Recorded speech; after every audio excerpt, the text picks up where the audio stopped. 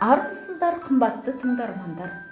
Бүгінгі ертегі әлемі айдары бағдарламасынан тыңдайтын ертегілеріңіз «Бөдененің құйрығы неге қысқа» деп аталады.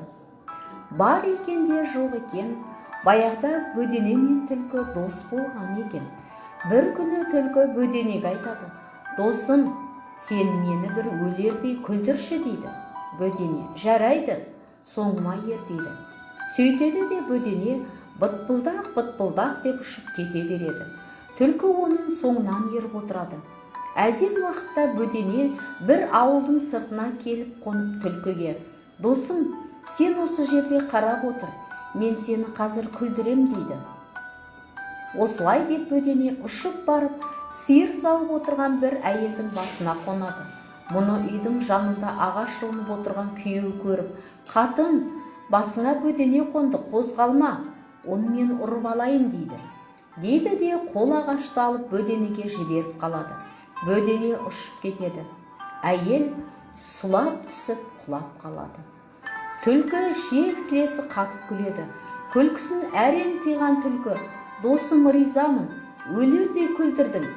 Енді сен мені бір өлердей қорқытшы» дейді.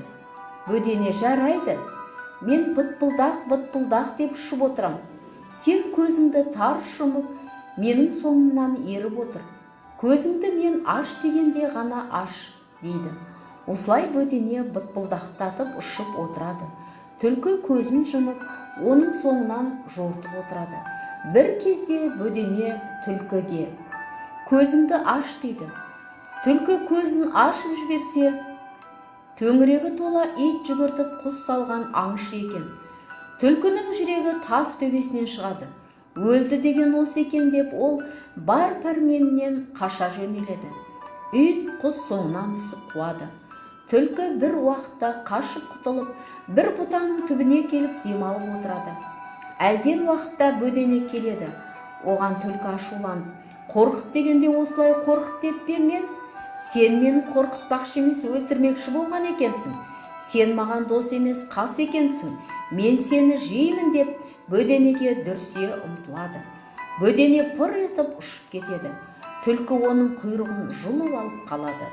Бөдененің құйрығы осыдан қысқа болған екен дейді. Осымен ертегіміз аяқталды. Сау сәлематта болыңыздар.